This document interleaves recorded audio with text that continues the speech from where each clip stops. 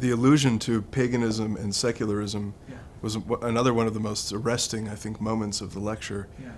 And it just made me think that reflecting on the existential experience of those of us who are sitting in the pews on Yom Kippur, we have this idea in our head about the highly charged emotional significance of the day.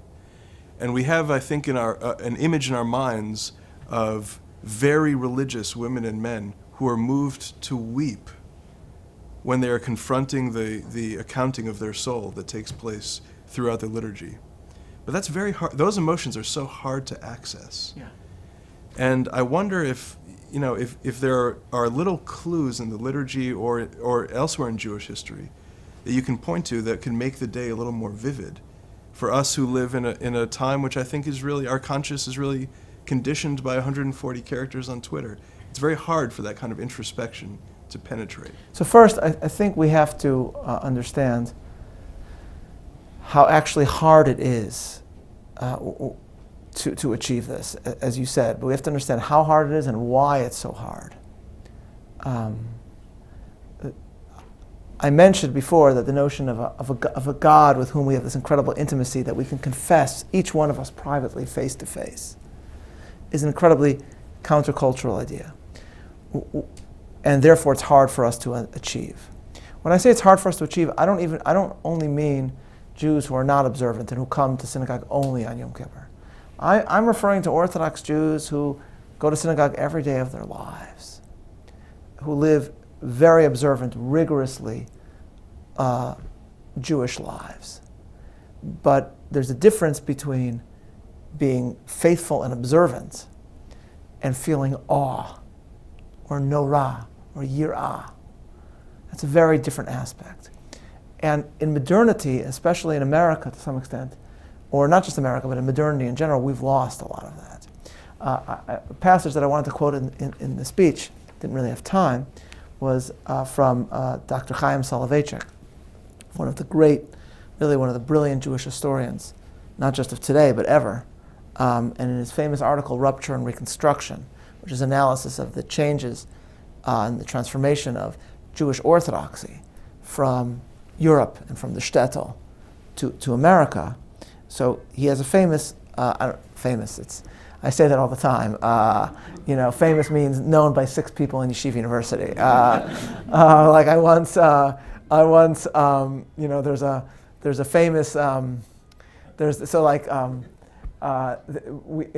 Yeshiva we always refer to the famous 4th footnote of halachic man, right? Because it's all about like the state of religion today or something like that.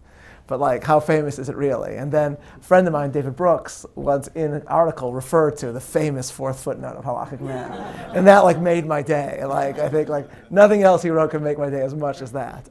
So famous for the people who argued about this essay when it came out. But what he writes the following. It's very interesting. He says, in 1959, I came to Israel before the high holidays, having grown up in Boston and never having an opportunity to pray in a Haredi yeshiva. I spent the entire high holiday period in a famous, I'm quoting parts of it, at a famous yeshiva in Bnei Brak. The prayer here was long, intense, and uplifting, certainly far more powerful than anything I had previously experienced. And yet there was something missing, something that I had experienced before, something perhaps I had taken for granted. Upon reflection, I realized that there was introspection, self-assent, even moments of self-transcendence. But there was no fear in the thronged student body, most of whom were Israeli-born. Nor was that experience a solitary one. Over the subsequent 35 years, I have passed the high holidays generally in the United States or Israel, occasionally in England, attending services in Haredi and non-Haredi communities alike. I have yet to find that fear present, to any significant degree, among the native-born in either circle. And then he adds, he says, I grew up in a Jewishly non-observant community, he means Boston, and prayed in a synagogue where most of the older congregants neither observed the Sabbath nor even ate kosher. And he says, most of the high holidays, they just sit in synagogue. He says, yet at the closing service of Yom Kippur, the Ni'ilah, the synagogue filled and a hush set in upon a crowd. The tension was palpable and tears were shed. Because, he said, these were Europeans who had come from Europe, and they had brought with them some sense of the closeness of God, which even the most observant among us do not really feel. Now, why don't we feel that? He says this is undeniable, and I think to some extent that's right. there are obvious exceptions. I know people for whom that's exceptions, but he's talking about in generalities. Why is that? What Dr. Soloveichik suggests is that we live in a technological society, and we see everything that happens in scientific ways. Now, to some extent, there are blessings, great blessings that come with that. But there is a certain intimacy and identification of God with events that even if we believe in, we don't instinctively attribute it to. So I'll give you an example. If there's an entire tractate in the Mishnah and the Talmud, which is law that applies today too, what you do in a drought. When there's a drought, you're supposed to have a series of fasts and of prayers. And if the drought continues, then you have worse fasts or more painful fasts or more constant fasts. Rain was seen as a sign of God's benevolence. God says, I'm putting you in the land of Israel because it's not naturally irrigated, so you will need to look up to heaven and pray for rain. So, and seeing in rain God's blessing is not childish or superstitious, I believe. I think that's right. From the secular perspective, they're very scornful of that. There was one member of the cabinet who I think was a southern governor who was, when he was appointed, there were mocking headlines that he had once proposed a day of prayer because his state had drought. Now, Jews put a prayer for rain in their prayers. We pray for rain every day. Not during this season, but during the rainy season. But even if you're not scornful of it, even religious Jews, we do pray for it. We don't think instinctively that way, the way they used to.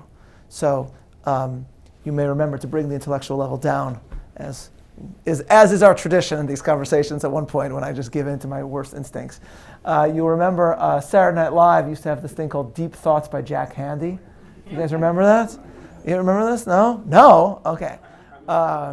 So it was a guy saying, like in a thoughtful way, the most ridiculous things.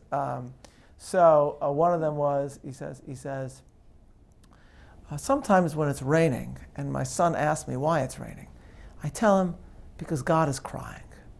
And then when he asks me why God is crying, I say to him, probably because of something you did.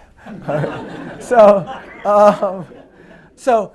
for the rabbis, it was the reverse, right? Denial of rain is a sign of divine disfavor. Bestowal of rain on the land of Israel is a sign of divine favor. And we're supposed to think of it that way.